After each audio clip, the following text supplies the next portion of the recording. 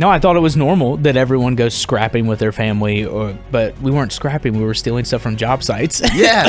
So, like, and then so you got to shower once every 22 days. You take your baby wipe showers. And then you just do that for 15 months. I have brain injuries. Please be patient with me. Hey, look, hey everyone. Look who we have today. We have Mr. Zach, aka Veteran with the Sign. Hi, Zach. Hey, man. Do it right. Say the word. Say hi to Eli. No, say hi, Eli. Hi, Eli. There we go. Sorry. Say hi, Eli. Hi. Glad we fixed that. Yeah, I'm sorry. I have brain injuries. Please be patient with me. What are those? Well, brother, you got a few. One or two. No one said. I think I never talk about like any of my. You hear them every once in a while, but I never talk about. I heard a few stories. Huh? I'm not trying to put your stuff on blast, but I heard a few stories. Yeah, I just never talk about. Down in Key West, we talked a little bit. Oh, we talked a little bit. I know what you're talking about. Yeah, we talked a little bit. Like, holy shit. You won't find that anywhere. Not on Pepperbox. Don't even try, nerds. We staying away. But how you doing, brother? I'm doing good. You know, I'm excited to be here. You know, I always love to come out and hang out with the boys, and you know, trying to represent for Brandon big tomorrow. Oh, I know. Veterans for Brandon Herrera. That's why I wore the shirt. I didn't want to heavy hand it tomorrow, but I wanted to represent, and you know, I'm just excited. It's That's helping vets. Hey, trying vets helping vets, dude. He's the most veteran that's non-veteran, and to be honest, he has like all of the downside at this point. Oh yeah, from just hanging out with us. But no, dude, this is awesome. I really appreciate it. Oh, of course, man. It's super exciting to have you here, and now I get to find the lore on you and your military experience. And I don't know much about your childhood. Like throughout your life, I'm like, well, I don't really know too much on Zach because we're guys and we don't talk about that a lot of the time. Yeah. I mean, let me start at the very beginning. Yeah, well, like with it, explain what you do now, like who you are, what you do now, and then your overall goal with your actions you do now. Okay, so my name's Zachary Bell, more commonly known as Veteran with a Sign. Marine Corps veteran, served in the Marine Corps, went on 2 deployments to Afghanistan, and kind of always had a creative thing, and I kicked around doing a few things and started doing all of this I do now in 2020, and really just kind of holding on for dear life at this point. I got connected with a few creators, and then eventually found myself down to San Antonio, and things just kind of happen naturally in this ecosystem, and I just try to like earn my keep is probably the best way to say it. Because I have older children. I have 2 older daughters. They're both in high school, and it's been weird because like I had this personal professional transition from like regular stuff in healthcare and nonprofit healthcare to like now I'm like a content creator. Yeah, which is, I don't like the negative connotations people have with that, like because there's so many perceived ideas of what it is, but like, well, it's easy. You just wake up, you shoot a video, you drink all the time and party, and that's it. Like, content creator's easiest job in the world. You don't even have to run a business to be successful. I wish. I wish. Yeah. And and we all have like several different, I've got a few other projects. I have my own YouTube channel with Veteran with a Sign. Me and Nick started a podcast, the Underwhelming Podcast, because as everyone knows, you can't hang out with Nick longer than 10 minutes in a non-monetized setting. So I wanted to spend more time with Nick, and he's like, well, we got to do something. And so got an idea. Yeah, I got an idea. And that's been fun as well. Now I'm just trying to like, I think the next few years are like leaning into the podcast more and just kind of continuing to grow, because, we're all in rarefied air of content creation. Nick was the one who said it, like most content creators don't make it longer than 4 years, and I'm on year 6. 3 to 5 years. 3 to 5 years is like that. Yeah, 4 is like the average if you're like lucky. And so like now I'm like, it's gonna happen. Like, what if I just get bored, or what if I just don't like it, or anything can happen. And so, it's just, I could never have anticipated the last few years, especially of all the changes that have happened, especially coming into the unsub world. Like not something I saw coming. Yeah, it's a staple now. Like even for the live shows, your bit is a staple of that, which is it's awesome to see, and you get that fan interaction. And I know from my side, it's like, but I can't imagine those first times getting on stage and having to do that, where I have that disconnect where I'm like, oh, it is work. I have to go on stage now, present. Okay, good. And I watch Brandon like, okay, we're going on, and he's like, oh, there's the nerves. I'm like, huh. I was taking a nap because I don't know. That's that weird thing is. Yeah, I mean, everyone has a pre-show ritual except you. I mean, I'm not. You have like a ritual, but everyone else just is kind of like hanging out and stuff. But you remind me a lot of like, you know, I live in Nashville, so I know a lot of like artists, and like this is kind of some Nashville lore. Steve McNair, when he played for the Titans, very famously would take a nap before every football game. And the coach, Jeff Fisher at the time, was like, why are you taking a nap? He hated it. And he's like, I need to take a nap, coach. And the one time he didn't take a nap, horrible game. No and so shit. then, yeah, so then he instituted, like, Steve's got to take a nap for the game. Like, literally everyone's like, you know, getting hype and, you know, working out, like, you know, trying to get the blood flowing and stuff, stretching. And he's just like, so, you know, you remind me of that a little bit. And no, it's weird because that happened so naturally too. Like, that was just... You know, when you were all hanging out at SHOT Show and y'all were filming and we were like in between filming and stuff.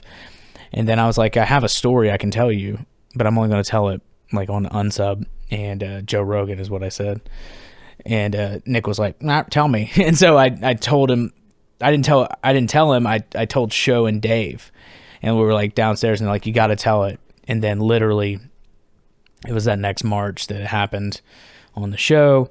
And then like, me and Nick were recording for my other podcast, and he was like, you should come on stage tonight in Nashville and tell it. And that was the first time I ever told it live. Yeah. And then it's just kind of grown since then, as you know. Now so, it's a staple. It is a staple, yeah. It's crazy. Like there's nothing quite like it. I can't describe the feeling of like how weird it is to like, y'all go out, the crowds, they're losing their minds. They're screaming. We're so lucky on the audience reaction. It's incredible. Like it's hard. It's. I've done a lot of things in my life. That might be the biggest rush I've ever had. And like I'm just standing there, and I would always tell myself I've got like an hour basically that I need to pay attention. And then I get to leave, and my friends have to work. But like, I got to pay attention. Nick's talking. Nick's telling his story, and then I've got to just go out there and hit my mark and get off stage. But like the first time that it like really kind of shook me was when we did the Wilbur, the last tour. Oh, dude, yeah. That was gnarly. That was kind of gnarly, and not in a negative way at all. It was just like you walk out there and it was 3 stories. Yeah, it was 3 stories, and like you couldn't see anything, but you could just see lights and you could hear it, and you could feel it. It's a big auditorium, a big theater, and like everything's reverberating, and just like. And I was like, just walk towards the chair, walk towards your friends. Like, cause like it's all there. And like, thankfully most of the time I'm wearing sunglasses, so you can't see my eyes just like shaking from my brain injuries or whatever. And, it was just a lot, but like sitting down and doing it. And I don't know. I'm the luckiest guy in the world. That's what I think day in and day out. Like I've cheated life. You know, I get to make a living hanging out with my friends and trying to make people laugh and trying to help my community the best way I can. And like, I'm scared if too many people find out, they'll be like, hey, you're done. Like, dude, that fear of it going away is, yeah, it's a constant because it is most content creators last 3 to 5 years. Okay. And then a lot don't think, okay, I should learn the business side of this and build something while this is going on. And then it's just, I mean, how many, we've talked about it in the past. I don't know if you and I have, but we've probably known each other the longest, I think. Yeah. Well, the veteran space and how you would have those upticks in like 2014 to 2018, like big names in the veteran community that have just disappeared. Yeah. And you don't hear from them or see them on anything anymore. Yeah. And it's hard to know like what made that happen, or like if that was like a personal decision or professional, or like there is an atrophy that can happen too. You know, because it's, I was trying to explain to someone to this. They're like, what's it like doing the shows? And I was like, it's honestly a long day. I'm not complaining, but it's a long day. And they're like, what is it? I'm like, okay, here's what happens. Here's what happens. We land in a town where I'm just going to do like the first day, not the second day. But like we land in a town anywhere between like 2 to 3, and then we go to the hotel.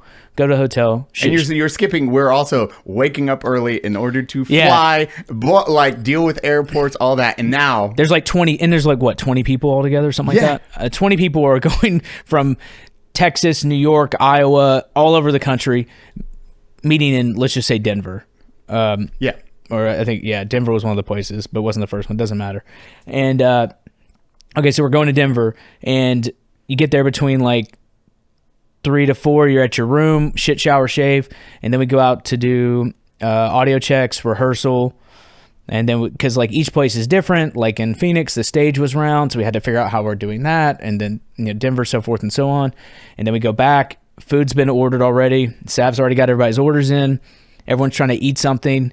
And at every venue, there's like a 50-50 shot whether or not DoorDash steals the food. So, like, Chicago, they just stole like 12 pizzas. I don't know what that guy did with them. He left garlic knots and like a few wings, but he took... And it's Chicago, so like they're heavy deep dish. I just always wonder him being like, I guess I'm just taking these home. These are mine now. Yeah. Garlic knots. Yeah, I remember. They can have the garlic knots, though. It was so weird. There's like $200 to $300 worth of pizza gone. Gone. Just never showed up. And so then that happens, and then y'all go to meet and greet. I then developed this process of like, I need to call my wife now because I want to talk to my wife and kids, because I messed up a few times and I called them way late and then like woke her up, and I was like, that's not being kind to her. And so then while y'all are to meet and greet, I'm doing that. And then we come back, hang out again, get ready, go do the show, do the encore afterwards. And then like there's that high of the show, hang out afterwards. And then we leave at like midnight. Yeah. Roughly. That's a day. Like 4 o'clock to midnight is an 8-hour day. And then you go to sleep. You try to go to sleep at a semi-reasonable time, but like there's such a rush and you're like trying to also stay awake. You just don't want to walk out there and be like, whatever. And then the next day you're like, okay, where are we going? You're like, oh, Chicago. And like you wake up and you do it again. And it gave me a real appreciation for like live performers and understanding that more. But like it also gave me a real appreciation for the audience, the community, the way they respond, their excitement, and like the way that they've changed like all of our lives is something that like I'll never take for granted. But like I couldn't have imagined when I was in Afghanistan that I would be in a place where like this is what I'm doing. It's one of those weird ones when you reflect, be like you being told that in Afghanistan or in your military experience. It's like, hey, by the way, in 10, 15, 20 years, you're going to be doing this. It's like, fuck off. Yeah. I just hope the ground doesn't explode today. Yeah. Like, we'll see. But like, you just, I don't know. Everything just feels like such a blessing. And like that's where I'm trying to be at personally, is just like reflecting on like how awesome my life is and how incredibly blessed I am, like as, a husband, a father, a creator, business owner. I went from like just making memes to having 2 businesses, right? No, 3 businesses right now. And like trying to like grow and develop everything else after that. And it's just like, I don't know. I'm just constantly learning. Just trying. The only real talent I had coming into this field is I had worked normal jobs. So coming into a creator space where it's a lot more free form. Like I'm like, guys, you don't know what's out there. It's not fun. Trust me. We need to hold this down. We need to figure this out because they don't like us where I was. Like, dude, especially being in deployment and then reflecting on that, it's like, that's the worst. That sucks. Yeah. Cock. Yeah. I don't have to do that. I'm not that stressed. I'll figure out life. Mm-hmm. I will adapt and overcome because I don't want to go back to any of that stuff. No, I don't. When you were, so your creativity, did it start younger, like rewinding to your childhood?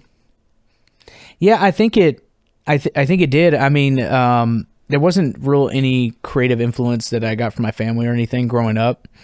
I grew up in Memphis, Tennessee, like not like the good part, the worst part. I went to I used to know the number, 12 different schools over the course of my high school career. I think it is something like that. Yeah. I was a troubled youth. So why did you go to different schools? Parents moving or just trouble? A little bit of both. Parents got divorced when I was really young. My father was an alcoholic. He comes from a family of alcoholics. Very abusive in every aspect. It was just, looking back on it now, part of me realized they didn't know any better, but that doesn't mean he couldn't have changed his circumstances at all. But like, the one thing I always think about is like poverty at that time was not discerning, right? So like we were on government assistance and all these different things just to get by on and to like make it. And like it didn't feel like it was a world that was escapable at some points, because I didn't know anyone who made like over $30,000 a year until I was like in middle school age. Brandon, hold up that travel size deodorant. Bring it closer to your face because it's not blurry. There we go. Mando. Acidified body wash. The acid gets rid of all the dead skin cells, I think. I'm not a doctor, but a doctor designed it. I like how they wrote the script specifically for us, because it says, do not talk about other brands. Please don't shame other brands. They know us so well. That's why we love you, Mando. Anyways, about our new deodorant, New Spice. I mean, Mando. Get it? Because New Spices. Grundle? The word grundle is in here. How is it used? Proven to control odor better than a shower with soap alone. 12 hours after a shower, the average man's grundle odor level was 5 out of 10. With Mando, the average grundle odor level is 0 out of 10. Did we just learn the metric for stink? I think it's grundle. Grundle is a slang term primarily used in the US to refer to the perineum, which is the area of skin between the anus and the genitals. AKA the gooch. AKA the taint. That's literally, if you type in Grundle, it says Grundle versus Taint. One of my favorite boxing matches. They measured a dude's taint odor. All I can picture is Grimace from McDonald's. Grundle man? Taint goblin. Instead of handing out burgers, he stabs children. Run, it's Grundle. Run, it's Grundle. Mando covers everything: shampoo, face wash, body wash, and deodorant. It stops odor, aka Grundle, before it starts. This isn't your average deodorant or antiperspirant. You can try Mando's starter pack. It's perfect. It comes with absolutely everything. As a special offer, you'll get 20% off site-wide with our exclusive code, Say Hi. Over at shopmando.com.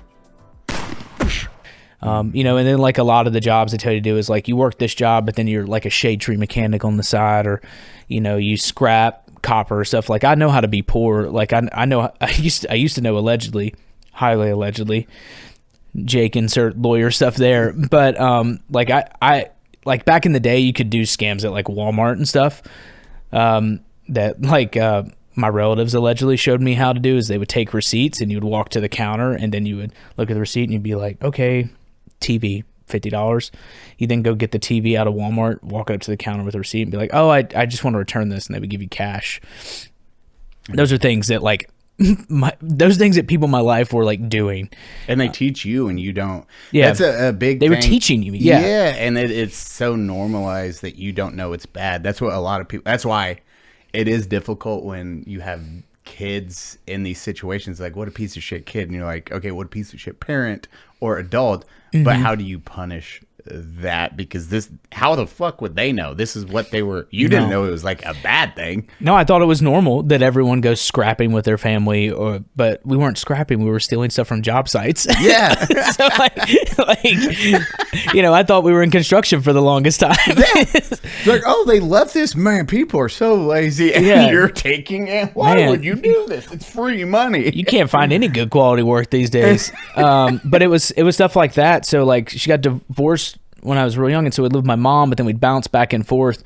Like my father like lived in a trailer like in the middle of nowhere, and then that would be like my weekends, and then like during the week I'm in like the worst parts of Memphis. So I have like this really weird childhood for a long time.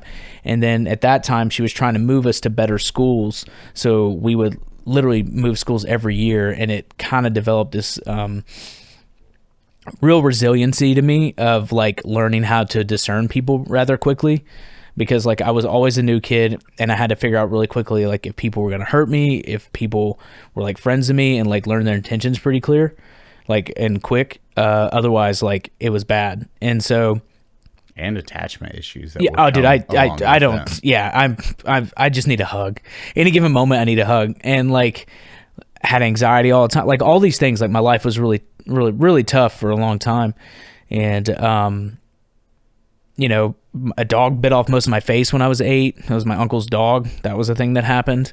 And do you like dogs now, or? Yeah, I mean, I should tell that story out of context. It's kind of weird, but like, Yeah. And then you just glaze over it. By the way, this happened real quick. And next. Yeah, it was the first time I died, I think. My uncle joined the Marines prior to the Gulf War. And so he was the first person that I had seen kind of break the cycle of like, this is how we get out of here. And he had gone on to college and he was in the reserves, and his wife at the time was watching me and my brother. And he had this dog. He was also working at UPS, and he had this dog that someone had beat and stuff as a Rottweiler, and he was trying to like basically rehab it and give it a home. And we were walking the dogs one day in this small town of Millington, Tennessee, and we're walking the dogs, and I had a pincher collar on it, and I bent down just because I had to bend down to take the collar off, and when I did, it just latched to my face. And then it pulled me to the house, trying to take me to the backyard, and my aunt at the time couldn't pull the dog off me, and like blood's pouring everywhere. All these things are happening. Like, I don't know it. I didn't know it at the time, but I was like, oh, this is dying. I'm dying. And I got to the backyard and had another dog, Dusty. It was a lab, and I have like marks on my shoulder where like it was pulling me back, and I could feel it like just getting ready to like kind of like spin me around, and Dusty came and bit the back of the Rottweiler's neck and pulled it off of me, and then pushed it to the back of the yard. And then my aunt at the time carried me to the road. Their house was right off this road, and I was just covered in blood, and she was like, run. She told my brother and our friend to run home to the other house. And this blue station wagon with wood paneling on it pulled out, and this man goes, what do we do? She goes, I don't know. If I don't help this boy, he's going to die. And like, she pulled up blankets and like all this stuff and started pressure dressing stuff around my face, and she was like humming to me. And I came to find out later she was a nurse. And I was like, please don't let me die. She's like, I won't let you die. I won't let you. And like, I could like feel like everything closing down. And then I woke up in a naval hospital, and like most of the skin on my face was like gone and messed up. And I had these huge scars for a long time. Like so much so that I had to stay home from school because like I couldn't move like most of my stuff. And I was little, so it grew and the scars kind of moved. What age were you? 8. Okay. 8. So like, you know, like my face was green, and like this was like closer to here, and this scar that's up here was lower, and I have little scars as well all around it. But like, I was like, oh well, that's what it happens when you go, like, because I just woke up. And what's weird about it is my grandfather at the time everyone wanted to work for him because he had the biggest contract in town for working on the bases. And he looked for like a month to try to figure out who his people were. He wanted to like thank them, and I was told he wanted to give him like money for saving me. I never find him. We've never ever found them again. And they left me a Hot Wheels car that was a shark. Oh. And that was like it. And I never found him again. And I looked for him, and I wish I could find him now, but they literally saved my life. Like, and you know, after that, like everything just kind of got normal. But that was like the first time that like I had a real near-death experience, and I was just like, I don't know. When you're that little, you don't really understand it. But as I got older and stuff, I was like, oh, okay, that was like really serious. You know, and I couldn't have anticipated that would be like my first near-death experience, I guess. But because it was just weird, because like if that dog hadn't been there, I wouldn't have made it. Like it just wouldn't have made it. And they ended up putting the other dog down and kept Dusty until Dusty got old. How did your reaction to like dogs? Because it is something where like I got attacked when I was 4 by a dog, and I just always had I was of course afraid of dogs for a long time. Yeah, and then it's just like, oh, okay, like I'll pet them. I'm like, oh, I don't have pets just because like fur and fucking Eli is just autistic when it comes to no shit. Another reason. You don't say. No, I wasn't really adverse to him, because honestly I was like, y'all can't kill me. So like that was kind of it. But like I have a very much so an affinity towards like brown labs. Oh yeah. And so like I'm gonna get one in my next phase of life as I build a farm. I'm just gonna have a bunch of labs. But yeah, it was weird, because that was, I know it's a weird story, but that kind of leads into the point where I started getting more into the creative, because I couldn't do stuff for a while. Like the stitches were So when I got to the Naval Hospital, they're like, we got to keep him alive. So it was just kind of an emergent situation where they're just bandaging me together. And then like I had to wait for the swelling to go down and then to like do tests and like all these different things. They had to, at one point they were trying to decide if they gave me some dosing. I remember of, what is it? Dogs have it. If you can't. Rabies. Yeah, and that needle was like a harpoon. Like it was, and they're like, actually his shots are good. We don't have to finish it. And I was like, but we did most of the medicine anyways. So there's like all these things I had to do. Rabies also terrifying if you don't know what happens with it.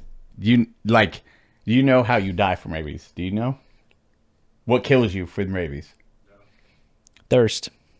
You physically will, it makes you vomit. You have an aversion. You are afraid of water and you won't drink it. So you die of thirst. Yeah.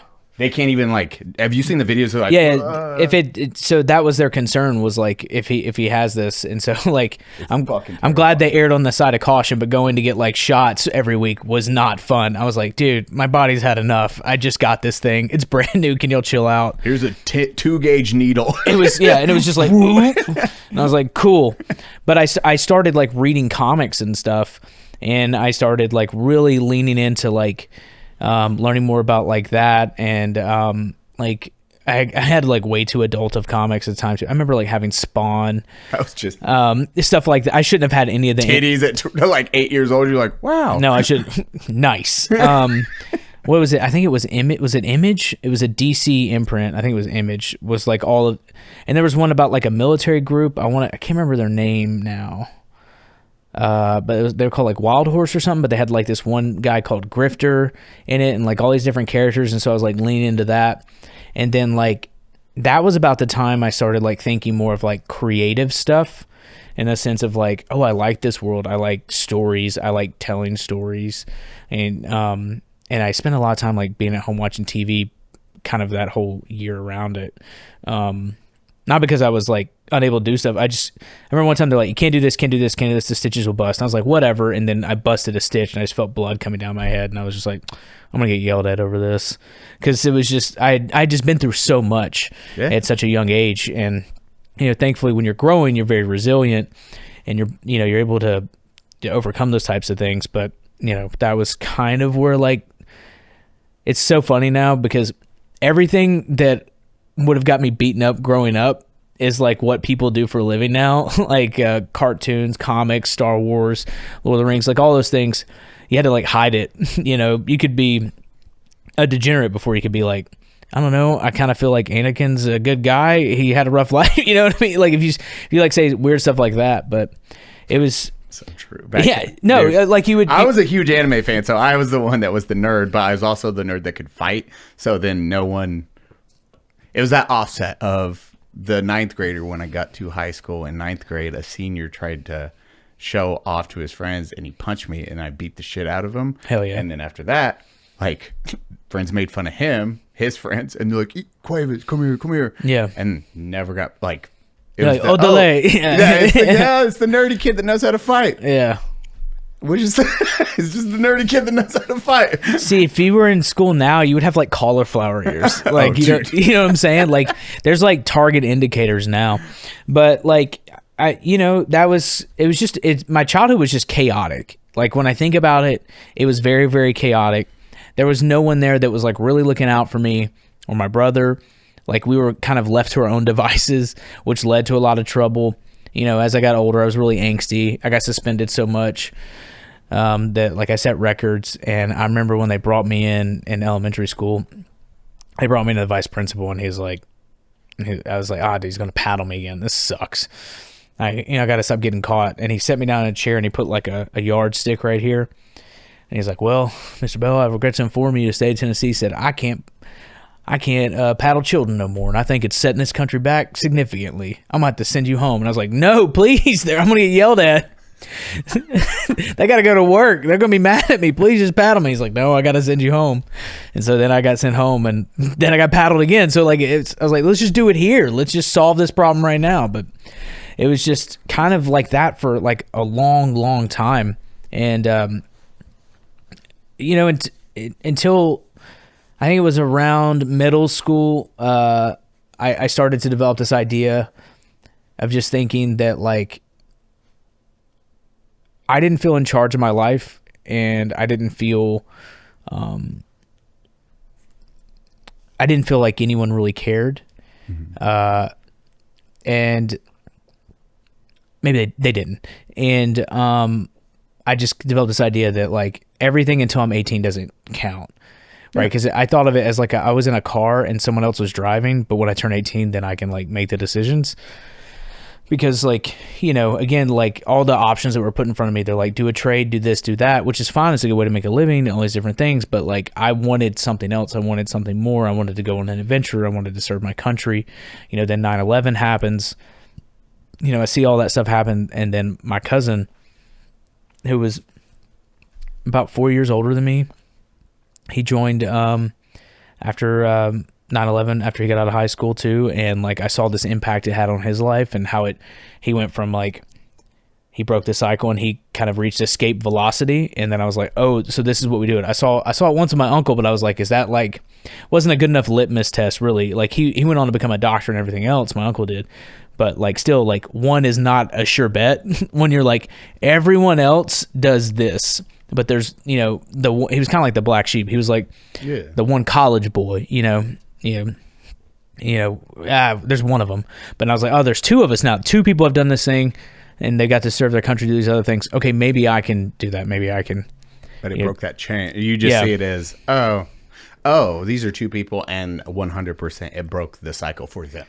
Yeah, it was like, this is how we get out of here. It was kind of how it is. And that's ultimately the thing that I don't like about the military now, is the way it's like positioned, is like it's not really positioned in front of the younger generation in the way that it should be, which is like it can change everything about your life.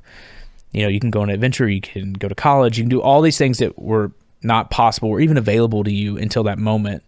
It's a reset. Yeah, it was like everything became brand new. I wish I had known more about the military, like how to become an officer, what, West Point was, or things like that. I thought you just get picked. I didn't know you had to go to college, and I didn't know any of that stuff. A lot of it military from the outside as a civilian, if you've never talked to somebody in the military, Army, Marines, it is so different than what you think. I thought when I joined, I was like, oh, after this, like everything's like basic the entire time. You just live on base. Yeah. And that is your life. You don't have the civilian world to interact with. It's just like, oh, from this time to this time, this is what I'll do. Stop! That's right. We're talking about Harry's. Finn, put in a gospel. Like that. As I head into 2026, you, my little racer friend, will be my best friend. Yes, your job is pretty easy. But maybe you aren't racially ambiguous and need a razor that lasts a little bit longer, or you have to shave some more. Now, I am big on saving money. Still, that is my Mexican side, and I expect everyone else to be the exact same way. We are frugal, and we all know how much razors cost. These little guys cost a lot. Like Bitcoin, they just keep going up. Now, what do you get with Harry's Plus? First, an advanced pivoting system that lets you touch every part of your face. Refills that are cheaper than the other guys. Every blade is honed at 3 different angles. Every cartridge has a lubricating strip containing vitamin E and aloe. If only I needed to shave more. One day I'll hit puberty. Also, if you don't love your shave, Harry's will make it right. No questions asked. Risk-free trial means there is zero downside to giving it a shot. For a limited time, our listeners can get the Harry's Plus trial set for $10 at harrys.com/sayhi. This set includes the all-new Harry's Plus razor, one refined 5-blade cartridge, a 2-ounce foaming shave gel, and a travel cover to protect your blades on the go. Just head to harrys.com/sayhi to claim this offer. And after you purchase, they will ask you where you heard about them. Support the show by telling them me sent you. Give it back to the show. That's how I thought the military was until I was in. I was like, yeah, oh, me we got too. Weekends? Yeah. What? I didn't know that. Yeah. Now I think about it, that's kind of what I thought too. Like it just didn't. There's and like I'd ask my cousin and ask my uncle, but like my uncle was in a very specific time. There was no war. Then there was the Gulf War, and it was different. And my cousin was part of I think he was the second push into Fallujah. Yep. But it was a very specific time too. So like, you know, I would watch like stuff on Live League, guys being like, let's go, click, and just like shooting grenades and stuff. And I was like, all right, I want to do that. Like that was like why I chose infantry. I was like, that's what I want to do. Dope as shit. Yeah, this looks awesome. That's where I want to be. Put me on the roof. And that's just what I did. And like, you know, I also, you know, I had to graduate from a very small private high school. There was 28 kids in there. I was number 28 because of my angsty youth that followed me around. And that was when I got into that small of an environment coming from like public schools in Memphis. I was like, yo, I've got to get out of here. And it's funny now because we're coming up on a 20-year reunion, and like I have no negative feelings towards those people. They all kind of grew up together, like K through 12, and like I was just kind of this like rapscallion, like wild dog that showed up towards the end of it, halfway through my sophomore year, and like I was so far behind educationally, like it was a running joke, and you know everything else. And they're all, you know, they went on to do their own thing, but like I just was like, I've got to get out of here and I've got to change. And it's just, I was like, let's go to the Marines. Let's do that. And I'd seen everyone do it. I'd seen a lot of people in my life change, like my wife's cousin, how I met my wife. I saw him do it, and like literally everyone who I didn't think would have another option, their life changed because of it. I mean, as same small town. We had a larger class. If I graduated, it'd been 90 people. Oof. But I didn't graduate. I was like, I'm out. I'll get my GED. I'll just drop this shit. I'll figure out life. And it is that one change, though, because probably same for you when you're in that small town or that small environment. You're like, how do people live here? How do you grow up and stay here? I need to get out. I got to get out of this town. I got to get away from this. And that's why I did. I was like, I want to change, and the military, I can do this stuff. I want to do this. I want to do Black Hawk Down. We'll figure it out. Yeah, I mean, like, and if you're in a place where like most people haven't even really traveled outside of like SCC country, you're like, I want to know, how does the pizza taste in New York? Like, what are the burritos like in San Diego? I mean, I know it sounds kind of cliche, but like, at that point, the world had just been fed to me. I hadn't had a chance to take a bite on my own. When was the first time you flew on a plane? That was when my mom met my stepdad, but we went to St. Louis. It was really cool, actually. It was when Mark McGuire was chasing the home run record. Oh, yeah. And my stepdad owned a few auto shops in Memphis, and so, like, he, like, taught me things about life I didn't even know was possible, but it didn't matter. I was a problem child, but like by the time he showed up, like I was kind of set in my ways. And but we went there. When he was chasing the home runs, and like, dude, it was packed. The entire Cardinal Stadium was packed.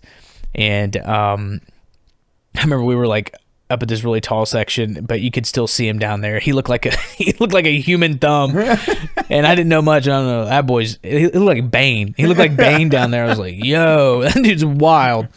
But that was like the first time. I'd never done it until then, and you know, outside of that, but like I wanted something more, and I was so scared because I'd seen my father, I'd seen his father, I'd seen all my cousins and uncles and everyone, and like poverty's like a disease. Poverty is a disease that no one treats because they feel like it's, you know, some people believe it's based on like factors of gender, race, and everything else, and those can play a part for sure, but everyone was poor that I knew, and like there wasn't a lot of opportunity outside of that, and like the one-offs that I knew were very specific circumstances, and like I didn't want that. Poverty is that hard one to break because it is breaking the mindset and the cycle, which really difficult for a lot of people if you're raised to go shopping and like, hey, this is what normal. We went shopping. We're doing this. This is what we're doing. Like, my children don't know if you melt down a catalytic converter, you can make a few $100s off of it. But I've known it since I was 10. Exactly. So, like, it's what is it? Palladium, I think's in it. Yeah, palladium. Yeah, it's in there. So like, they don't even know what a catalytic converter is. They probably think it's a car. Yeah. So like, those are the things that like I have like walled up to stop getting to them. And so but it felt like if I stayed, I was going to sink in quicksand and my life was going to end. And I still feel that way. I have no hard feelings towards anyone. I don't think I'm better than anyone or anything else. But like, when the good Lord calls me home, I'm not going to wish I had tried less things. But I was scared of not trying anything at all. That is, I do believe one of the biggest things. People live with this safety net. Even in poverty, you want this safety net. It's like, well, if I make that change, then this goes away. Yeah. So I won't make that change, or I won't take the risk. And then in middle income, I won't chase that dream of doing my own business, job. This is security. Mm-hmm. And if I get rid of that security, I don't know what's down there. I'm going to jump, and is something going to catch me? So I'll just have this security net down there. So I'll just do this until I retire, and then I'll figure out something, versus fucking I'm jumping no matter what. Yeah. I'm going to take that risk each and every time. That's what I've done my entire life, which is probably stupid, but it got me where I am, because I was like, I'm going to learn and I'm going to adapt to make this successful. I'm going to stumble and fail, but I will fucking make sure no matter what, this is possible. And that's how I've done the only reason I'm here, if you look at, fucking poor ass Eli in a 700 square foot house with 7 people, to now, is that and my dad's hard work ethic. He was just super big on work hard, pops, work hard. But he's still mindset of, you need to go to college. You need, like, the last San Antonio. I never had any of that. Yeah. San Antonio show. Yeah. San Antonio, the one we just did, that was the first time it really, truly clicked for my dad that I was doing okay and he didn't have to worry. That was the moment? That, dude, I shit you not. There were a few indicators along the way. He should have been like, I think it's going well. My dad, his main thing was like, well, he's not in college. So my dad literally right before that show was, well, you probably should do business school just in case. I'm like, Dad, I've done lectures at business schools. He's like, wait, why? I'm like, because I run businesses. I am a businessman. Yeah. It was so hard for that old school mindset to go, oh, shit, maybe he's okay. And he texts my sister. She's like, Eli's doing good, isn't he? It's like, yeah. Yep, he's fine. You don't have to worry. Okay. Well, and it's the backup plans my family had a lot was like, well, if worse comes to worse, I'll just get some disability and get hurt on the job. And I was like, this is not a retirement plan. Like, I remember that mindset. This is not how. No, it's not that much money. And he's like, well, then I'll work a side job too to supplement. And I go, that's fraud. Like, there aren't many parts of the government that work well, but the IRS doesn't fucking play. No. Okay, so like they will come for you and strip you to the bone. Like, we have to do better. And like, it's just weird because like I even look back on it. It's like traveling back in time. Like, it's a part of my life that doesn't make sense to me, because like you come from like trauma, abuse, substance abuse, a lot of mental health issues. My aunt died, my father's sister, when I was real young from drug overdosing. Like, I got in trouble once for going into school and saying my dad does roly with his cigarettes. He wasn't smoking cigarettes. So, like, it was, smoking weed with my aunt. Like, those are like things that, looking back on it, I'm like, what was going on? It was kind of like we were like dogs, and they would like feed us once a day maybe, and then be like, all right, just go away. That core memory of, why would they? What? Oh my God, I would never do that in front of my kids. None of it's even close. Like, if time travel was real, I'd take my daughters back, be like, you see why I'm weird? Like, this is why. Look at that. It does make sense, doesn't it? So, but no, it's just been crazy. So I don't know. And then, so from there it was, I'm going to join the Marines, or was that your first go-to, or why did you choose the Marines? Probably because my uncle and my cousin. I went to the Army. They fucked you. They were like, brother, do you want to get paid the same as everyone else and have the worst equipment? Well, do we have? Dress blues are nice though. That 30 grand they were giving out at the time that I literally said no to at the Army would have been pretty cool. But no, so my wife's cousin had joined, and he got 30 grand. It was like 15 up front, and then like it got broken up over the next 3 years, the other half. And don't know. The Marines just kind of called to me, and I walked in. I was the first ever guy that my recruiter had ever done, and like it was pretty rough. Like, What year was it? 2007. Okay. They didn't have to do anything. They opened up the door, and I was like, "Hey, I want to come in." And they're like, "What's your ASVAB?" And it was good. It was really good. I can't remember what it was. High 80s to like I think it was 88 to 92. I took it twice. I can't remember which one stuck. Doesn't matter, but it was that. And they're like, all right, here's what you can do. You can do whatever you want. I go, I don't want to do that. Here's what I want to do. 03 infantry field. I don't know if it's changed, but that time in the Marine Corps, you chose a field and then you would like choose a job at your MOS school. As opposed to the Army, you'll get like job specific stuff, right? Yep. I want to be this. Okay. 11. I want to be 11 Bravo. Yeah. Okay. You're infantry. You're going to do all that. You're going to infantry basic and then doing your school right after. It's all combined in one. And then that's it. Or 82 whiskey, whatever your job is. Yeah. No, they were trying to finesse me into changing the whole time. They're like, you could do this and that. I'm like, I don't want to do that. I know what you're doing. I'm not doing that. I won't sign that and whatever. And then I did that and I tried a semester of school. I didn't like it. About halfway through, I withdrew in late 2006. And then I left for boot camp in February 2007.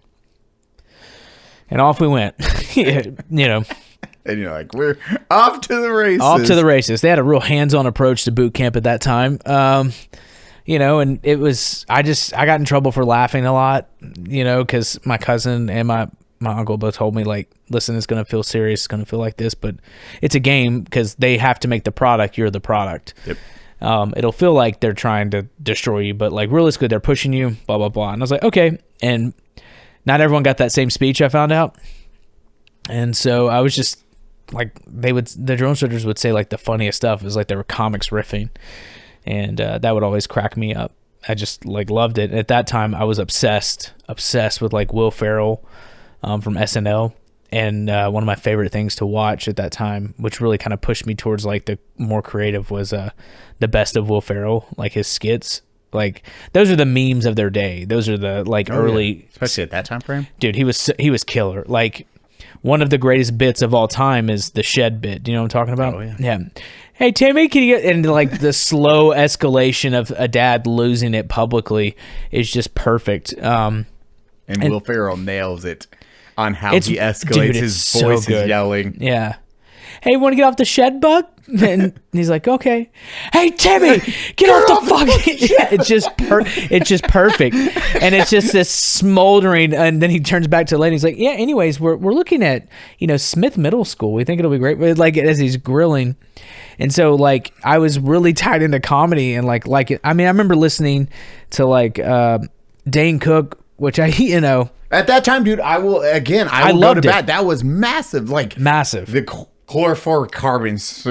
What is this? That was comedy. And then years later, then it's like, oh, well, XY, he's stealing. Like, he stole everything. Yeah, it sucks. And you're like, fuck. But during that time, that was king. That was the king of comedy at that time. The BK Lounge, like he's like, yeah, I'm going to the BK. Like everything he was saying, like it was like. I was like, oh, you can make a living being funny. Like that was like the early development of the idea of like you can make a living being a goofball. Is kind of, I was like, that's interesting. I just kind of held on to that for a while, but I got to boot camp. It was, it was whatever. Boot camp stories are fine. Like I tried to, I don't want to be the fastest. I don't want to be the slowest. Kind of ride out in the middle. And best advice, just blend in. Yeah. Don't bring attention to yourself. And you will be extremely easy that way. Is like once once you like learn the like buttons not to press, it was pretty easy. And again, I found it like very funny because even as chaotic as it was, it felt like my house. So it didn't matter. Like it felt like being home with my family. People were yelling, people were breaking stuff. I'm like, yeah, this is called Thanksgiving. like this is pretty easy. The most hooah or hoorah you will ever be is in basic and graduating basic. Oh, dude, yeah. That is when you are at the peak of you will do anything the military says. And then you get to your unit, and after a year or two, you're like, I'm getting out. Oh, God. This Ghostbed mattress is cool, comfortable, and amazing. And will you pair it with one of their amazing pillows? It's better than doing the deed. She heard that. And another thing, the bed can't leave you. Oh. Well, looks like I'll be sleeping alone. But at least I'll be sleeping cool and comfortable with their new technology. And they're built to last. High quality, durable material, backed with a 20 to 25 year warranty. That's gonna last longer than my marriage. And they have 60,000 5-star reviews. I sleep on a ghost bed, I swear by it, and I couldn't go back, even for her. Right now, prices are already lower, but you'll get an extra 10% off if you use code Eli at checkout. That's ghostbed.com/Eli. Use code Eli. Sleep better and stay cooler. I miss her, but I can sleep like an angel. Yeah, it was pretty quick. The motivation stuck with me. And then I graduated, and then we go to SOI, the School of Infantry. And so non-combat MOSs, they do like 21 days consecutively in the field. We would do about another 2.5 months of like job training where you pick your MOS. And I'll never forget, we go in this auditorium and all the infantry guys are in there. And this first guy comes up and he's like, "My name's Sergeant so-and-so. I'm a 41. You want to play spades and drop rounds? Sign up to be a 41. And then this other guy comes up and goes, "I'm Sergeant so-and-so. I'm a machine gunner. You want to live a belt-fed life? You sign up to be a 31. Rah, rah, rah." And he's cool and then keeps going.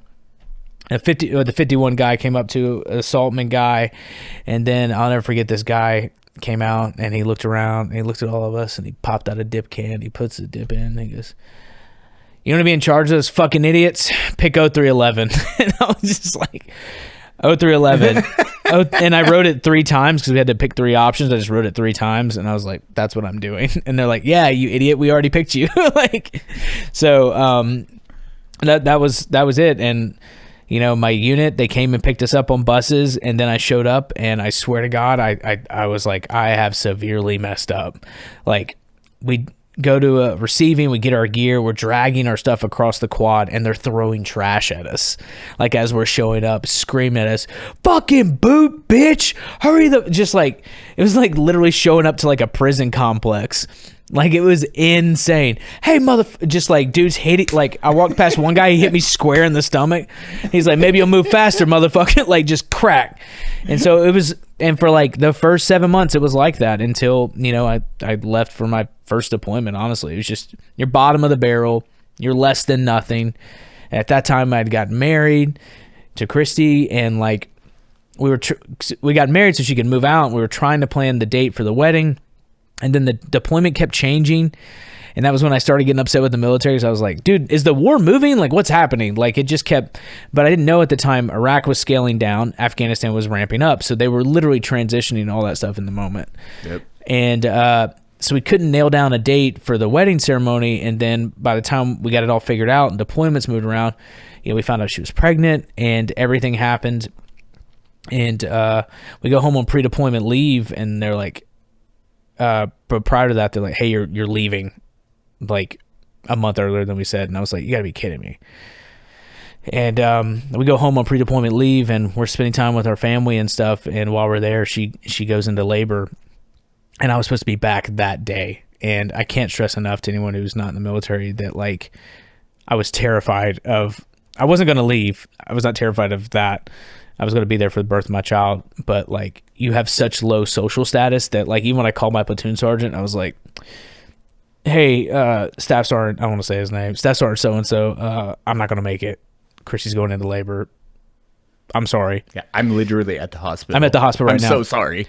And like, I remember being like, he's going to hit me. Like, it's going to be a nightmare.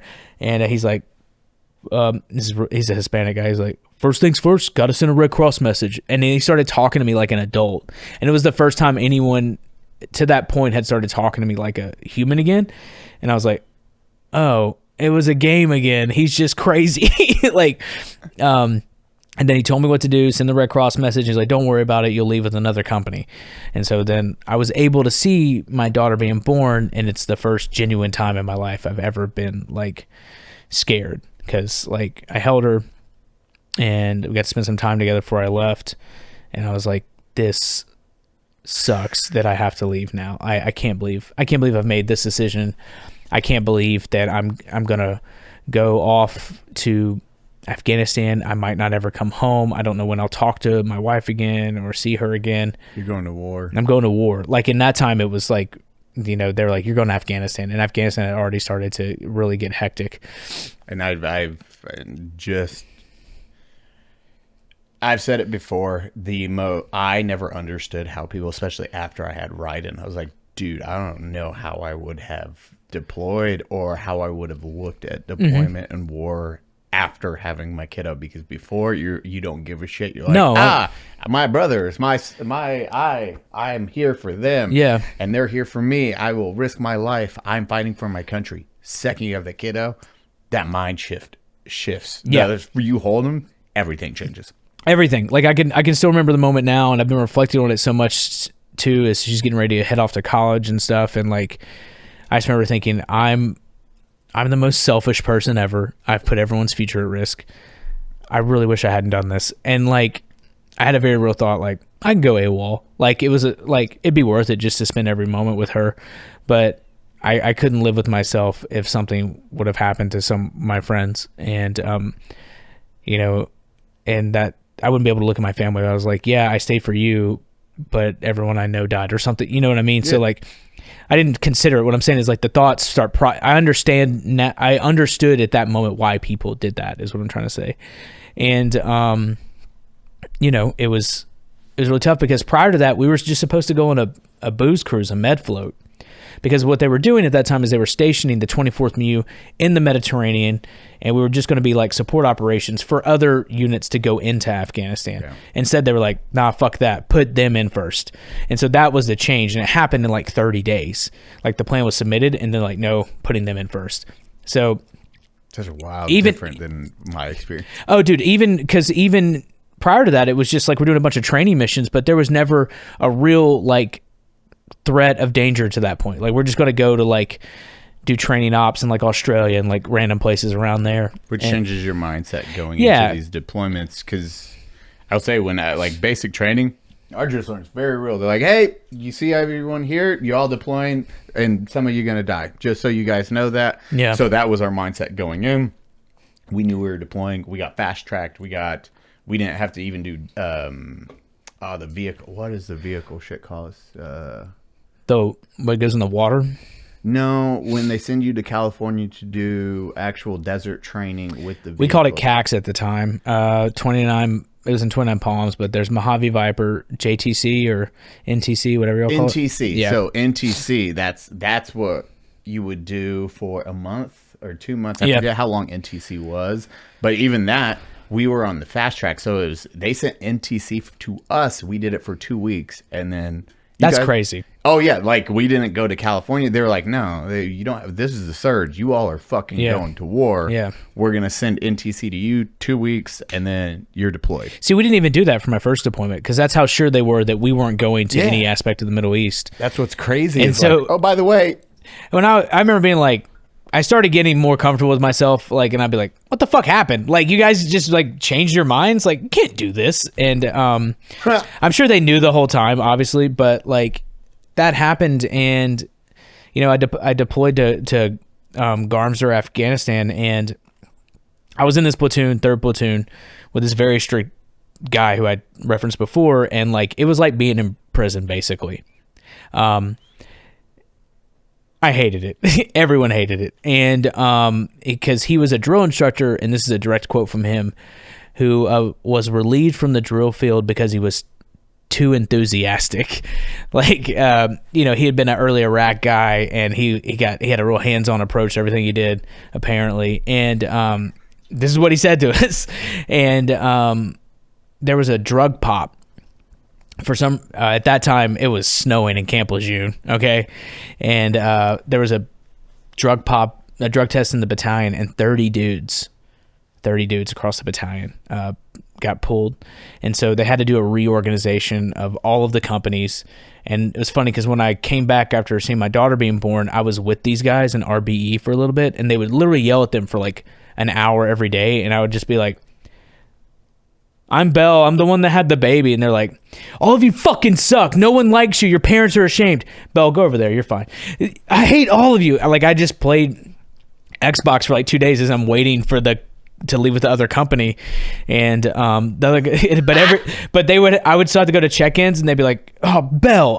Oh, wait, you're fine. You're the baby one. They would call me like Baby Belle or something, like, to remember it. And so then I'd be like, that's fine. I don't care.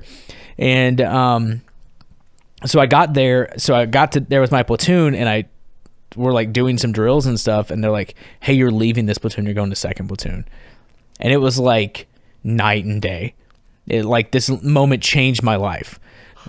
Yeah, like, it was so bad that when I left the hooch that we had, that my friends didn't talk to me. They were that upset, and understandably so. Like, it went from like being in like a supermax prison to parole, basically. Like, I was like a free man. And bad leadership, dude. I've watched it multiple times. I can say, like, even in my company, watching the bad squads, like the squads with terrible leadership, you gotta see how miserable they are, and they're just like, everyone just doing everything else, and like, cool. Well, and when you were in third platoon, you would look at the other platoons like it was literally like a dad that loved you, and then the dad that didn't.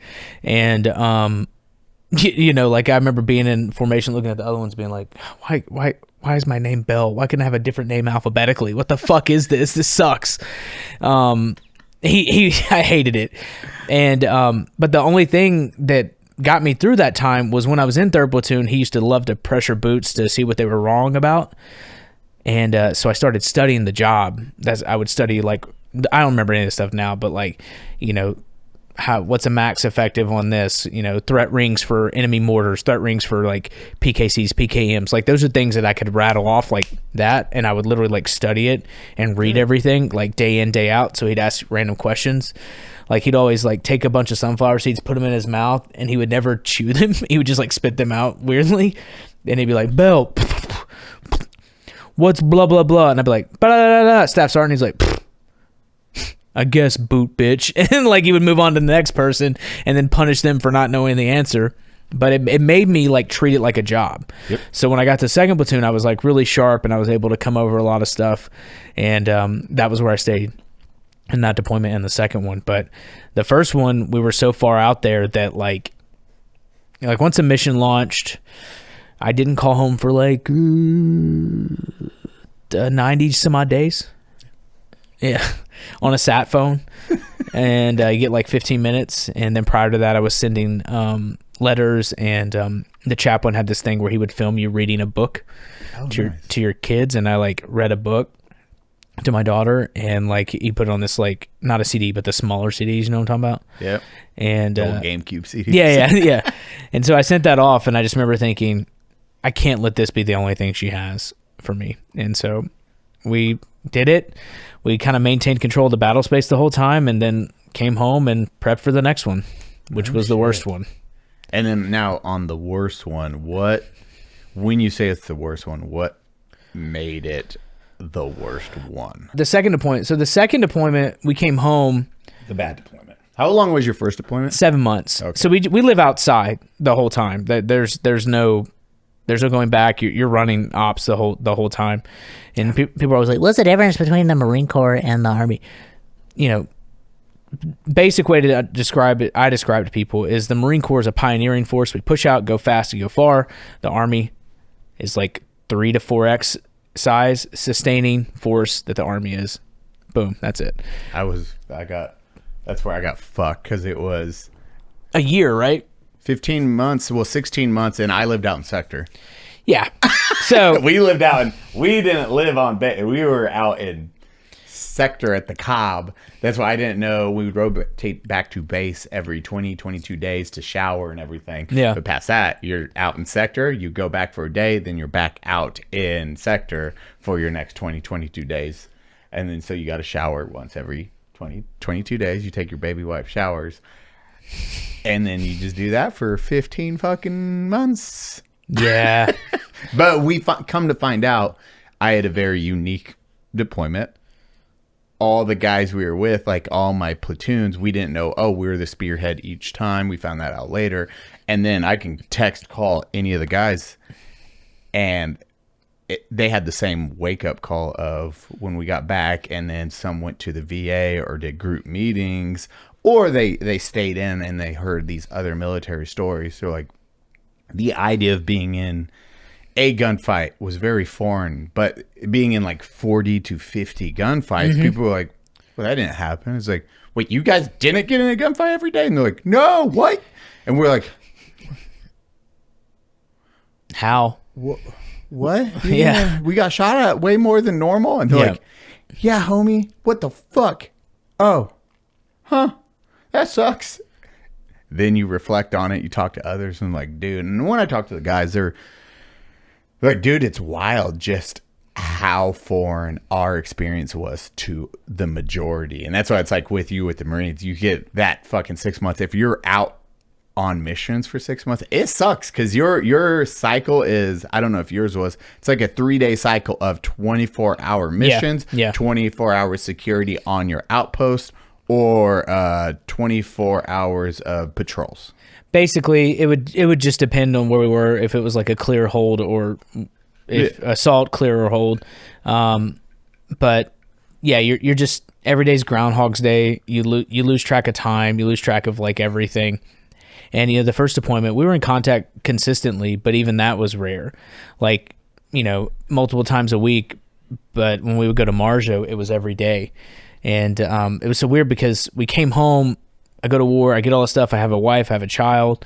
They're like, hey, guess what? We're shutting down bases in Iraq. And I was like, hell yeah. I'm going to get fat on deployment. Like, I'm going to go there, set up security, and we'll shut them down. It's good. 90 days. That's all they said. And I'm like, if it goes long, I don't care. So then we were like, okay, we want to have another child, and I'm not going to Afghanistan again. Let's go about this. And we were able to get pregnant a second time. And I was like, great. And then we do all this workup and stuff, and then President Obama goes to West Point, and he's like, I'm announcing a troop surge in Afghanistan, which they told us was happening like an hour or so before that announcement. They're like, he's talking about you. So we went from like leaving in like January of 2010 to like December 2009. And so then we did the push into Afghanistan, which was the largest helo-borne assault since Vietnam. And it's really weird because, like we had adjusted everything. I became a team leader. I was like acting squad leader at one point, and I'd really like found myself in this job and this career. And then I was like, oh, I'm going back again, and my wife's pregnant. Like I can't do this. And I mean, from pretty much the time we got there to the time we left, every day was harder than the previous day. Like we lost people in the RIP. When we got there, relief in place. So we do left seat, right seat. So we were, we were, when you do your cycles, when you train it.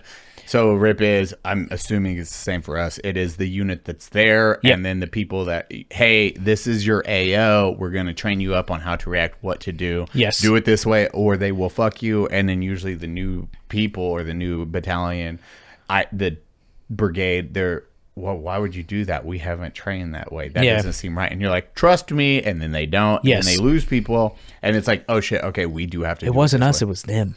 Oh fuck, dude. Yeah. It was horrible. And it, was it like that last month? And then like what happened? I think I don't know exactly if they were just doing what they had found to be successful at that point. And to be honest, the enemy adapted. The enemy at that time, so there was more heroin coming out of Marja than anywhere else at that time. So they had their best fighters down there.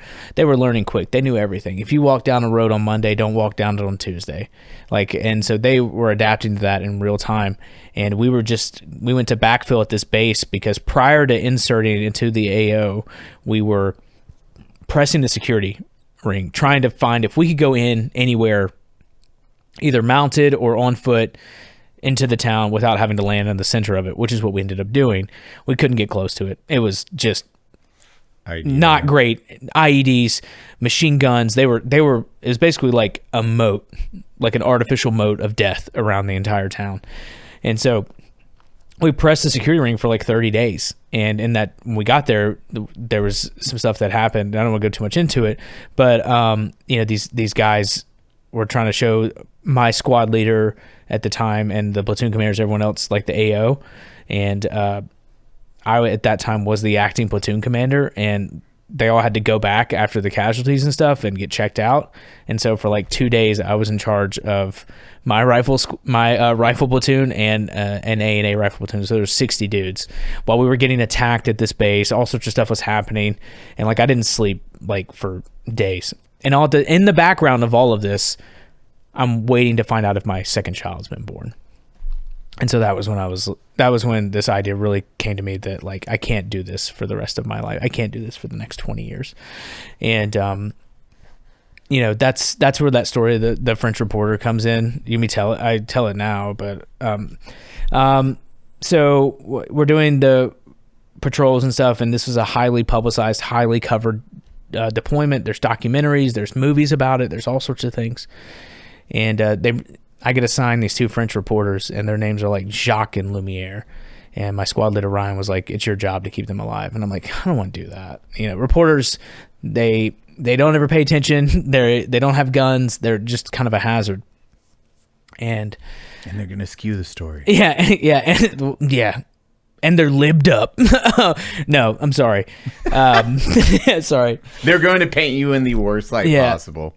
I would love to hear this guy's version of the story, but we go out, we take fire pretty quickly. Like as soon as we get outside, they knew exactly where we were. We're in the middle of an open field. There's no cover. There's no concealment. We got to move. I'm up. They see me. I'm down, right? Suppressing fire, get to cover. And I'm like, we got to go.